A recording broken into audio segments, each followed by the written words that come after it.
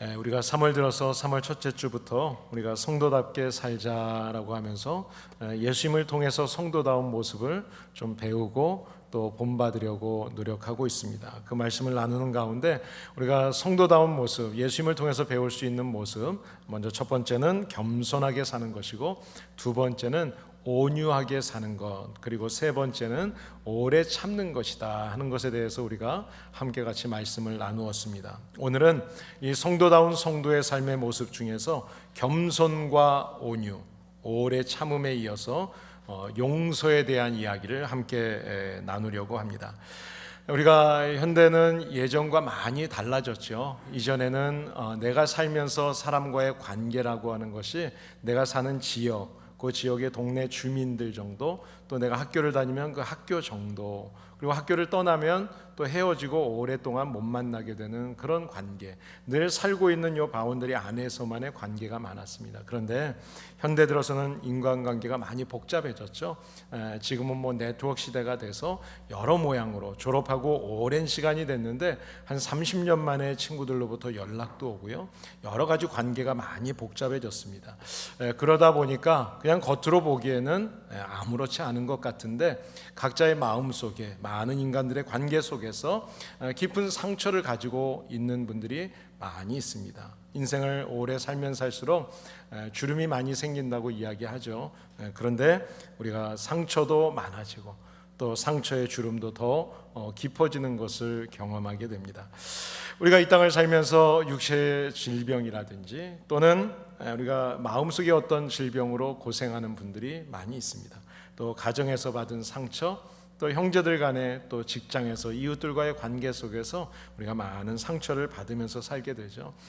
심리학자들이 이야기할 때 우리의 있는 이 상처 그것 때문에 우리의 삶의 모습에서 드러나는 이런 모습들을 표현하는데요, 어떤 부정적인 사고, 또 원망, 비판, 증오, 이런 어떤 좋지 않은 반항적인 이런 모습들의 그 기본은 왜 그러느냐, 그 의식의 바탕 속에는 우리 안에 예리한 어떤 상처가 있기 때문에 그렇다.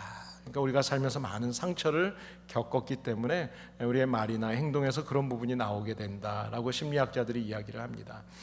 오늘 본문에 우리가 생각하면서 용서라는 이야기를 하려고 하는데요, 그 용서라고 하는 것은 우리 안에 있는 상처죠. 그런데 이런 상처가 히브리서에 보시게 되면 상처라고 하는 단어를 조금 다른 단어로 표현을 합니다. 히브리서 12장에 보시면 상처를 쓴 뿌리다라고 표현을 합니다. 쓴 뿌리.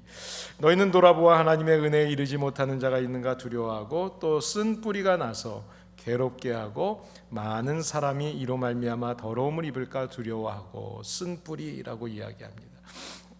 이 상처, 이 쓴 뿌리라고 할 때, 이 쓰다라고 하는 이 단어, 이 쓰다라고 하는 단어는 영어로는 bitter라는 단어를 쓰는데요, 이 bitter라는 단어는 억울해하는 것 또는 쓰라린 것, 이런 것을 이야기하는 겁니다. 우리가 몸에 이렇게 칼에 베이고 상처가 나면 쓰라리죠. 베인 곳이 아프죠. 쓰라리죠. 그런 쓰라림을 이야기하는 거고요, 우리 마음의 상처, 마음의 어떤 상처로 인해서 억울함을 겪는 그런 마음 상태, 이런 것을 이야기할 때 이것이 bitter, 쓰다라는 단어를 쓰는 겁니다. 그런데 이 쓴 뿌리가 오늘 성경에 보면, 한국말 성경에는 쓴 뿌리가 나서라고 표현을 했는데요, 원어 성경이나 영어 성경에 보게 되면 이 쓴 뿌리가 자라난다, 그렇게 표현을 합니다. bitter root grows up. 자라간다는 거죠. 상처가 자라가요. 가만히 그냥 있는 게 아니고, 사라지는 게 아니고 상처가 자라간다는 거죠. 근데 이 자라가면, 이 상처가 자라가면서 우리에게 끼치게 되는 영향이 있는데, 이 상처라고 하는 것은 자라면 좋은 영향이 아니라 좋지 않은 나쁜 영향을 우리들에게 끼친다는 겁니다. 어떤 것인가 하면, 먼저 첫 번째로 우리가 하나님의 은혜에 도달하지 못하도록 이 상처가, 이 쓴 뿌리가 자라가면 우리를 힘들게 합니다. 왜냐하면 마음속에 상처를 가지고 있는 분들의 일반적으로 여러 가지가 있겠지만, 그런 분들이 표현하는 어떤 질문에 보면 이런 질문이 있어요. 하나님이 살아계시다고 하면 나에게 왜 이런 아픔을 경험하게 하죠? 하나님은 사랑의 하나님이신데, 하나님 위로의 하나님인데 나한테 왜 이렇게 억울한 일을 당하게 하죠? 하나님이 왜 나에게 이런 상황을 만들도록 놔두십니까? 그러면서 하나님을 원망하게 되면 하나님 앞에서 감사가 사라지죠. 감사가 사라지게 되면 그때부터는 하나님으로부터 점점 더 멀어지게 되는 것입니다. 그러니까 하나님과의 관계로부터 멀어지게 만드는 거죠. 마음속에 있는 이 쓴뿌리, 이 상처가 제거되지 않으면 하나님과의 나와의 정상적인 관계가 이루어질 수가 없는 것입니다. 그리스도 안에서 성숙해 간다는 것은 기대하기가 어려워지는 것입니다. 또 이 쓴뿌리, 이 상처가 자라가게 되면은요, 우리 안에 고통을 줍니다. 오늘 성경에 보니까 히브리서에는 쓴뿌리가 나서 괴롭게 한다 그랬습니다. 괴롭힌다는 거죠. 나를 괴롭게 한다는 거예요. 여기서 괴롭힌다라고 하는 이 이야기는 우리의 육체적인 것뿐만 아니라 우리의 정신적인 것, 심리적인 모든 영역까지 다 괴롭힌다는 거예요. 그러니까 우리 안에 있는 이 원망의 상처의 쓴뿌리가 있으면 우리 삶의 모든 부분을 힘들게 하고 괴롭게 한다. 그 이야기죠. 또 하나, 이 상처라고 하는 이 쓴뿌리가 우리 안에서 자라가게 되면 다른 사람들과의 관계를 깨뜨린다는 것입니다. 쓴뿌리가 나서 괴롭게 하고 그 다음에 이어지는 말씀을 보면 많은 사람이 이로 말미암아 더러움을 입을까 두려워하고 다른 사람, 그러니까 이 내 의식 속에 쓴뿌리가 상처가 이렇게 오래 남아 있잖아요. 그러면 내 자신에게도 나쁜 영향을 끼치지만 주변에 다른 사람들, 우리 가정, 이웃, 회사, 또 공동체 안에서 영향을 끼치게 된다는 거죠. 자, 그렇다면 우리가 이 쓴뿌리를 제거하기 위해서 어떻게 해야 될까요? 오늘 성경은 우리 안에 있는 이 상처가 있을 때, 이 쓴뿌리가 있을 때 이것을 어떻게 해야 되는지를 한마디로 표현합니다. 그것이 바로 오늘 본문의 주제가 되는 용서입니다. 용서해라 라는 것입니다. 용서해라.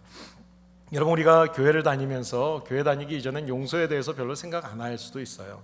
근데 교회에 오면 예배를 드리고 말씀을 묵상하고 말씀을 듣다 보면 이 용서해야 된다는 이 당위성, 이것에 대해서는 부정하는 그리스도인들은 없습니다.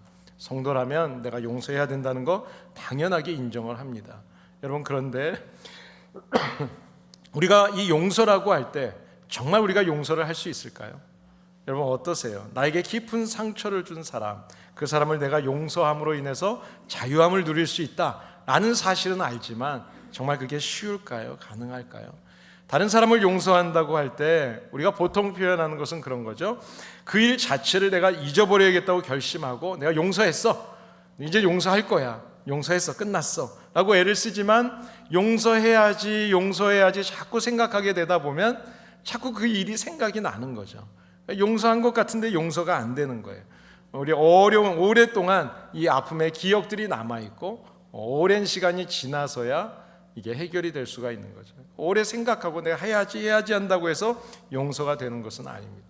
우리 용서라고 하는 것을 성경은 그러면 무엇으로 표현할까요? 성경에서 말씀하는 용서는 어떤 것을 이야기하는 걸까요? 성경에서 말하는 용서라고 하는 것은 용서를 한 그 사건, 내가 어떤 사건이 있었어요. 근데 그 사건에 대해서 내가 용서했어요. 그렇다면 그 사건, 그 문제에 대해서 두 번 다시 그것을 문제화하지 않는 것이 용서입니다. 한번 용서했는데 또 보면 또 생각이 나서 그 얘기를 또 하고 옛날에 그랬잖아. 그 이야기는 용서가 아직 안 끝났다는 거죠. 여러분, 용서라고 하는 말은 내가 용서를 한 그 일을 가지고 그 사람과의 관계 안에서 더 이상 이제 이러쿵저러쿵 얘기하지 않는다는 거예요. 그리고 한 걸음 더 나가서 내가 그 사람과의 관계 속에서 그것이 회복되는 차원까지 끝까지 내가 노력하고 나아가는 것, 이것이 용서라는 것입니다. 그런데 과거의 문제에 대해서 아직도 그 문제를 계속 문제 삼는다면 그것은 그 상대를 진정으로 용서한 게 아니라는 거죠. 그것은 우리가 성경을 보면 알 수가 있습니다. 성경 히브리서 8장에 보시게 되면 하나님께서 우리들에게 이런 말씀을 합니다. 내가 그들의 죄를 다시는 기억하지 않겠다. 하나님의 용서라고 하는 것, 하나님이 우리를 용서해 주시는 것은 바로 한 번 용서한 것에 대해서 두 번 다시 이야기하지 않겠다라는 거예요. 여기서 하나님이 기억하지 않는다는 말씀은 하나님께서 한 번 용서를 선포한 죄의 문제에 대해서 두 번 다시 문제 삼지 않겠다라고 하는 겁니다. 여러분, 친구를 용서하셨어요? 그렇다면 다시는 그 문제를 가지고 들먹이면 안 됩니다. 내 아내를, 내 남편을 용서하셨어요? 그렇다면 그 문제만큼은 두 번 다시 이야기하면 안 되는 거예요. 맨날 그랬잖아. 옛날에도 그랬잖아. 예전에 어느 교회를 섬기는데 어느 성도님이 교회에 오셨어요. 왔는데 예전에 교회를 섬기다가 나갔다가 돌아오신 분이에요. 그런데 그분이 그 자리에 있는데, 나한테 상처를 줬던 그분이 있는데 도저히 교회를 못 다니겠대요. 1년을 열심히 다녀보더니 안 되겠다고, 목사님 제가 용서가 안 돼서 힘듭니다. 그리고 교회를 떠나시는 분을 봤어요. 여러분, 용서라는 게 정말 가능할까요? 쉬운 일은 아닙니다. 그렇지만 우리가 이것이 가능할까를 따지기 전에 이 용서는 무엇인지를 분명히 알아야 됩니다. 이 용서라고 하는 것은 하나님의 명령입니다. 이것은 내가 해도 되고 하지 않아도 되는 것이 아니라 서로 용서해라, 이것은 하나님의 명령이에요. 골로새서 3장에 보시게 되면 누가 너에게 혐의가 있거든 서로 용납하여 피차 용서하되 주께서 너희를 용서하신 것과 같이 너희도 그렇게 해라. 명령입니다. 에베소서 4장에 보시면 서로 인자하게 하고 불쌍히 여기고 서로 용서하는데 어떻게 용서하느냐? 하나님께서 그리스도를 통해서 우리를 용서하신 것처럼 독생자 아들을 내어주셔서 십자가에서 죽이셔서 피를 흘리셔서 우리의 죄를 용서해 주신 것처럼 너희들도 서로 용서해라. 여러분, 그리스도인들의 용서는요, 선택사항이 아닙니다. 이것은 반드시 해야만 하는, 하나님이 우리에게 하라고 말씀하시고 명령하신 하나님의 명령입니다. 그렇기 때문에 우리 그리스도인들이 우리의 마음속에 그 상처를 계속 품고 있다는 것은 하나님의 명령에 순종하지 않고 있다는 거예요. 그러니까 내가 그리스도인이라면, 정말 성도라면 날마다 우리의 삶 속에 있는 모든 삶 속에서의 어떤 상처가 있을 때 그 상처에 용서해주고 하나님 앞에 순종하는 그런 삶이 있기를 예수님의 이름으로 축복합니다. 자, 그렇다면 서로를 왜 용서해야 됩니까? 그 서로를 용서하는 데 있어서 다른 것이 아니라 하나님이 우리를 위해서 독생자를 보내셔서 우리를 용서해 주셨다는 그 사실 때문에 우리는 서로 사랑해야 된다는 거예요. 하나님의 아들, 딸들이니까. 여러분, 마태복음 6장에 보시면 주님이 가르쳐주신 주기도문이 나오는데요, 그 주기도문이 두 부분으로 크게 나눌 수가 있습니다. 우리가 십계명이 하나님과 사람과의 관계, 그 다음에 사람과의 사랑과 이웃과의 관계를 이야기하죠. 둘로 나눠지죠. 그렇지만 주기도문도 가만히 여러분이 살펴보시게 되면 전반부는 하나님과 우리 사이의 관계를 이야기하는 겁니다. 그리고 뒤에 보면 이웃과 우리 사이의 관계를 이야기합니다. 근데 후반부에 가서 12절의 말씀을 보시면 이 용서의 문제, 이웃과의 관계에서 용서의 문제를 이야기하는데요, 이 용서의 문제를 다룰 때 우리가 우리에게 죄를 지은 자를 사하여 준 것과 같이 우리 죄를 사하여 주옵시고, 우리가 우리 앞에서 나에게 죄를 지은 사람들에 대해서 그 죄를 용서해 준 것 같이. 여러분, 사실 이 주기도문이라고 하는 주님이 가르쳐 주신 기도는요, 불신자에게 하시는 말씀이 아닙니다. 이것은 예수 그리스도의 피로 죄사함을 받은, 그래서 그리스도인이 된 사람들, 바로 저와 여러분들, 하나님의 자녀가 된 그리스도인들에게 주시는 말씀이에요. 자, 그러니까 이 말씀은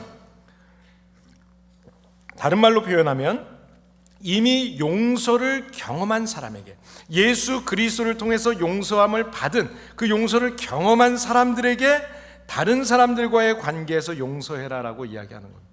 우리는 이미 용서를 경험했어요.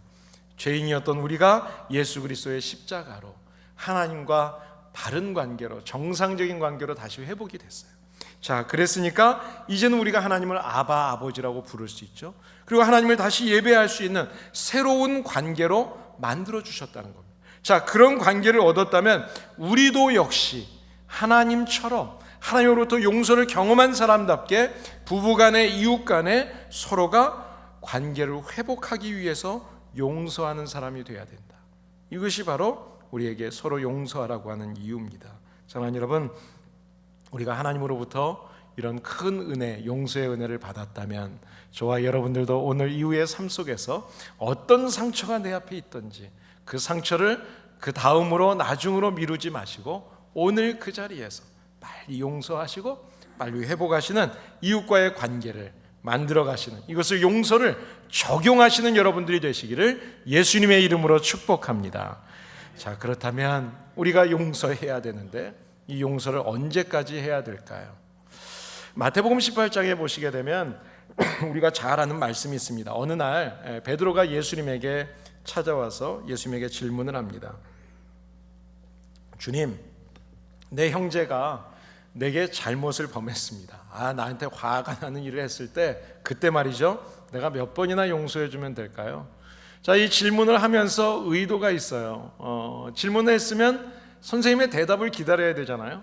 근데 베드로가 먼저 이야기합니다. 주님, 7번이면 되겠습니까? 이야기를 했어요. 7번이라고 하는 것은 완전한 수를 이야기하는 완전의 의미도 있고, 이 정도면 됐다라는 거죠. 그리고 당시에 이 유대인 사람들은요, 자기들이 어떤 신앙적인 책임, 그것을 감당하는 것에 대해서 내가 하루에 몇 번 기도했다, 내가 무슨 선행을 몇 가지를 했다, 이런 숫자적으로 표현을 많이 했습니다. 자, 그러니까 이런 관습이 있기 때문에 율법에 나오는 이 용서에 대한 개념을 뛰어넘는 자기 자신의 관대함을 지금 보여주고 싶은 거예요. 자, 예수님 7번 정도면 어떠세요? 이 정도면 완전한 거 아닙니까? 할 만큼 하는 거 아닙니까? 그리고 사실 베드로는 7이라고 하는 이 자랑스러운 숫자를 주님 앞에 이야기했어요. 그런데 주님은 청천벽력과 같은 말씀을 하십니다. 70번씩 7번이라도 자기가 생각했던 숫자하고는 상상할 수 없는 엄청난 숫자를 주님이 말씀하시는 거예요. 거기서 그냥 무너지는 거죠. 자, 여기서 말하는 용서라고 하는 것, 이 말씀을 보게 되면 용서가 얼마나 힘든지 알겠죠. 7번이 아니라 70번씩 7번. 사실 우리가 말로는 용서한다고 쉽게 이야기하지만 우리의 마음속에서 실제로 용서하기란 그렇게 쉬운 일은 아니라는 것을 우리가 알습니다. 그런데 이 말씀에 이어서, 그렇기 때문에 예수님이 이어서 해주시는 말씀이 있어요. 그 말씀에 이어서 나오는 말씀이 어떤 말씀인가 하면 여러분이 잘 아시는 1만 달란트와 한 데나리온에 대한 이야기입니다. 한 데나리온이 하루의 품삯이라면 이 1만 달란트라고 하는 것은요 6천만 데나리온이에요. 그러니까 이것을 숫자로 따진다면 16년 정도의 기간이 되는 겁니다. 자, 그러면 16년 동안 하루도 빼놓지 않고 일한 모든 수익의 전부, 그 전부를 빚을 졌는데 그 빚을 다 갚아줬어요. 그냥 탕감해 줬어요. 됐어, 그래 가라. 그런데 그 탕감을 받은 사람이 16년치의 그 돈을 탕감받는 사람이 하루치 자기 돈을 안 갚은 사람을 가지고 이제 욱박지르고 옥에 가두고 못된 짓을 하는 거예요. 자, 그래서 그 주인이 다시 불러서 옥에 가두게 하는 그 이야기가 나오죠. 사랑하는 여러분, 이 말씀의 핵심은 이런 겁니다. 하나님께서 우리를 용서해 주신 게 얼마나 큰 은혜인지 상상할 수 없다는 거죠. 이렇게 큰 은혜를 받아서 우리가 지옥에서 천국으로, 사망에서 생명으로 우리는 옮김을 받았어요. 그렇게 큰 은혜를 받았기 때문에 우리가 오늘도 호흡하고 살고 하나님의 은혜를 누리면서 살고 있어요. 자, 이렇게 큰 용서에 대한 빚을 졌는데, 이렇게 큰 은혜를 받았는데 16년 동안 감옥살이를 산다든지 16년 동안 내가 번 거 모든 것을 갚아야 될 은혜를 입었는데도 그 하루치, 그 조그만 실수, 그 작은 허물을 왜 용납해 주지 못하고 왜 용서해 주지 못하느냐, 지금 그 말씀을 주님이 우리에게 가르쳐 주시는 겁니다. 여러분, 용서라는 게 쉽지는 않은 것입니다. 그런데 그래도 주님은 우리에게 용서하라고 말씀하세요.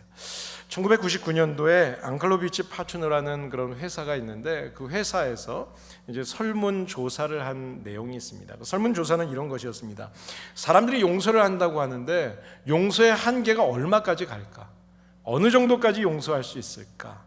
그래서 이제 질문을 몇 가지를 써서 그것을 사람들에게 이제 조사를 해서 발표를 한 내용입니다.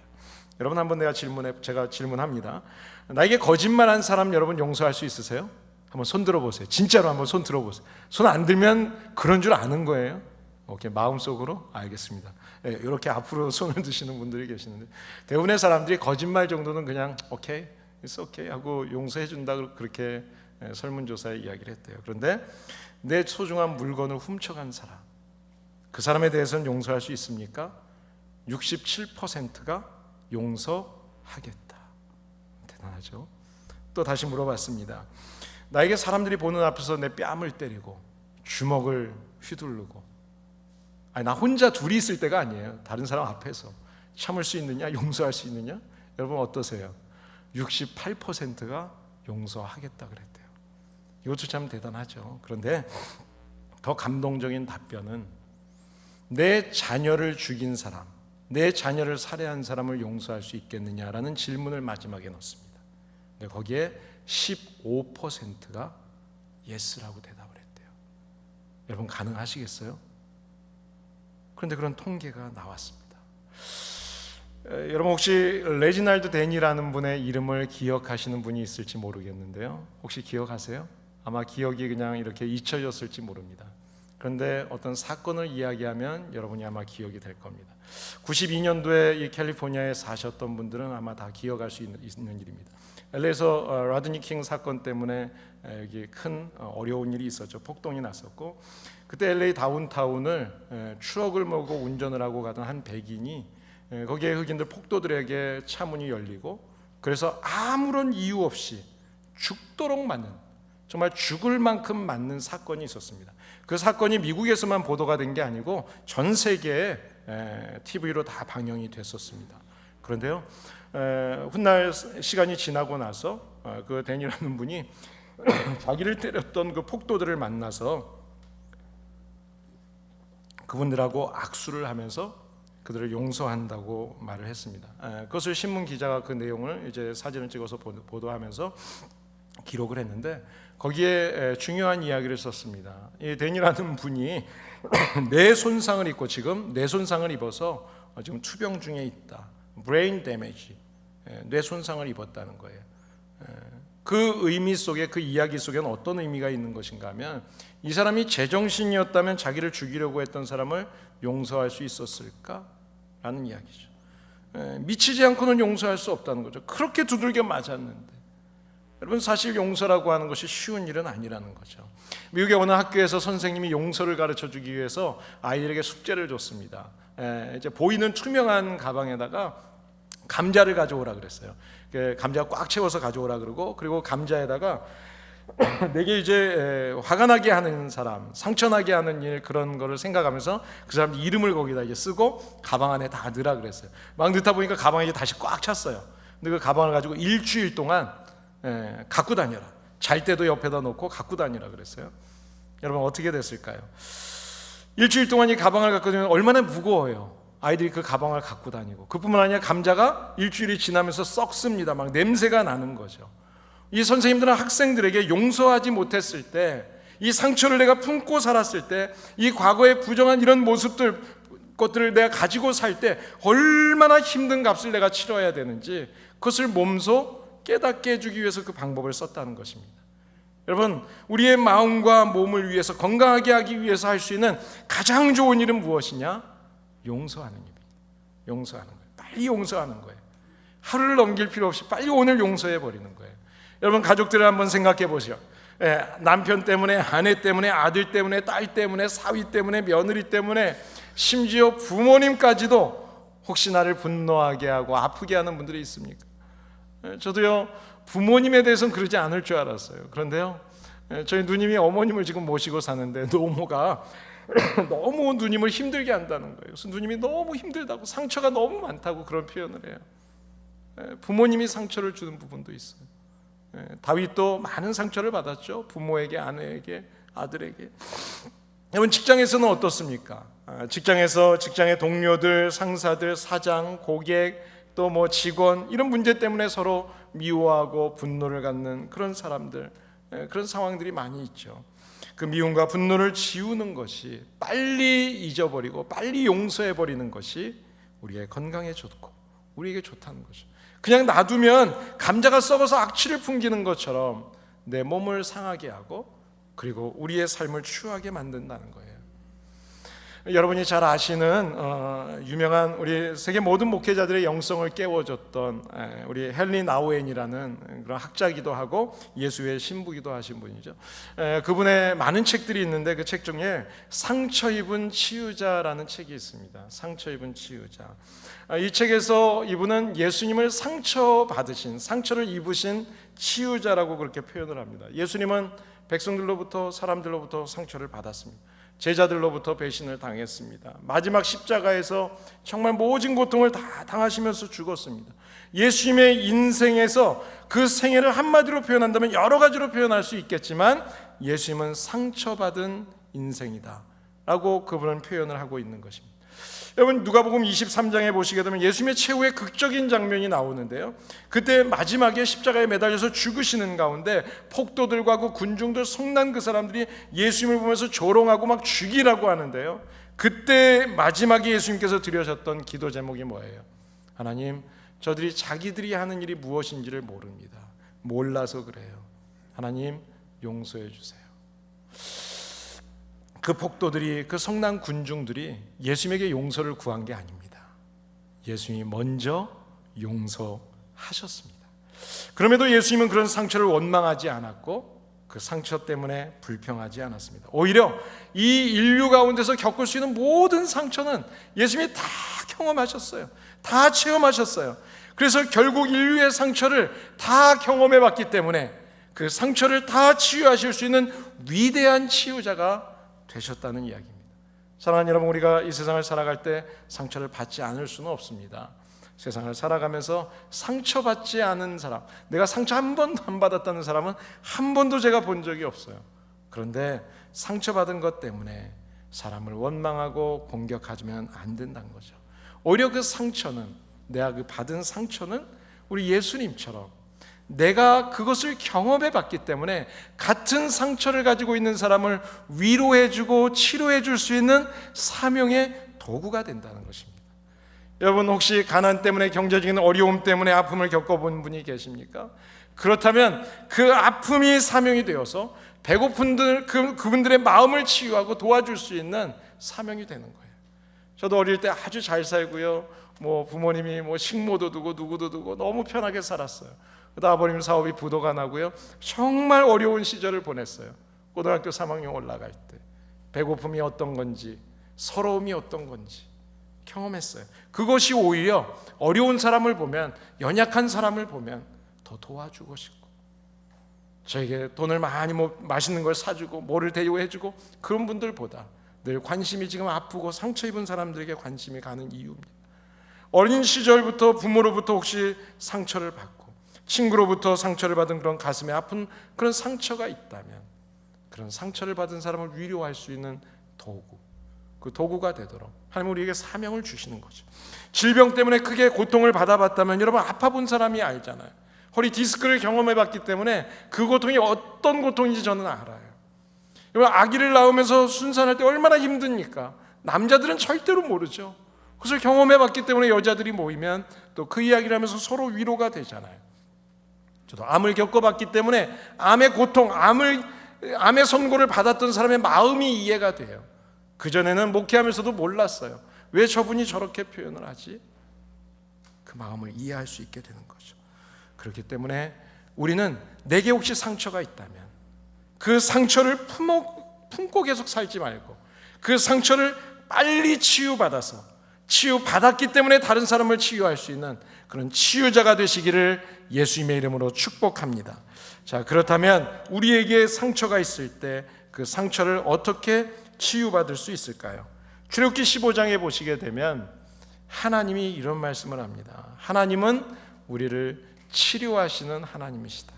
사랑하는 여러분, 이 세상에서 우리의 모든 질병, 모든 아픔, 모든 상처는요, 하나님이 다 치료하세요.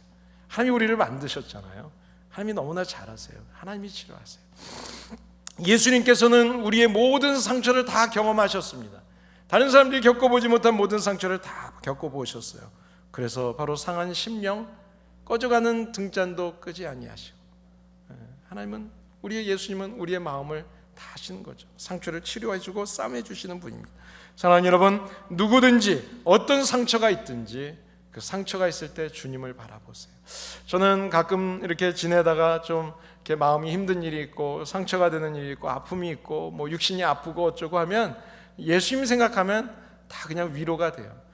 허리가 아파서 한 달 동안 막 고생을 할 때도, 디스크 때문에 막 힘들 때도 예수님이 십자가에서 얼마나 힘드셨을까? 그러면 다 괜찮아요. 누가 무슨 이야기하면 예수님의 조롱 생각하면 다 괜찮아요. 하루면 다 해결돼요. 주님 생각하는 순간, 십자가 생각하는 순간 다 잊혀지는 거예요. 우리가 지금 사순절을 보내고 있습니다. 주님의 십자가를 생각하면 우리의 모든 상처는 치유될 줄을 믿습니다. 사랑하는 여러분, 우리가 다른 사람을 그런 마음으로 용서할 때 내가 치유되고 우리의 가정이 치유되고 우리의 이웃들이 치유되고요. 내가 이웃을 용서하게 될 때 그때 바로 나의 그 모습을 통해서 우리는 예수 그리스도의 모습을 이웃들에게 보여주는 것입니다. 예수님이 상처 입은 치유자시기 때문에 사랑하는 여러분, 예수님이 바로 용서에 대한, 치유에 대한 우리의 삶의 모델이십니다. 아직도 관계 속에서 괴로워하고 갈등하시는 분이 계십니까? 그렇다면 주님께서 우리를 조건 없이 용서해 주시고 우리를 위해서 십자가에서 죽으셨던 그 십자가를 생각하면서 여러분 다 용서하시기 바랍니다. 그 사랑, 그 용서 때문에 지금도 내가 살아가고 있다는 것을 분명히 믿고 있는 성도들이라면 지금 내가 받은 상처에도 불구하고 나에게 준 상처를 준 그 친구, 형제, 친척, 이웃을 향해서도 우리는 용서할 수 있을 줄을 믿습니다. 그렇게 용서할 수 있기를 바랍니다. 사랑하는 여러분, 용서만이 나와 우리의 가정과 우리의 일터와 공동체를 다시 회복시키실 수 있는 유일한 처방입니다. 여러분이 누군가를 위해서 기도할 필요가 있다면 지금 기도하세요. 누군가를 위해서 지금 용서할 일이 있다면 여러분 지금 용서하세요. 그리고 같은 문제를 가지고 두 번 다시 왈가왈부하지 마세요. 한 번 용서했으면 끝난 것입니다. 왜요? 하나님이 우리에게 그렇게 해주셨기 때문에. 얼마나 감사해요. 용서는 선택이 아닙니다. 용서는 명령입니다. 우리는 반드시 순종해야 되는 일입니다. 그래서 저와 여러분들이 그 순종을 결단하고 우리의 가정과 이웃 속에서 여러분 미움이 있는 곳에 사랑을 주시고 상처가 있는 곳에 용서의 모범을 보여주시는, 그래서 나와 우리의 가정과 우리 교회가 사랑의 공동체로 소문나기를 예수님의 이름으로 축복합니다.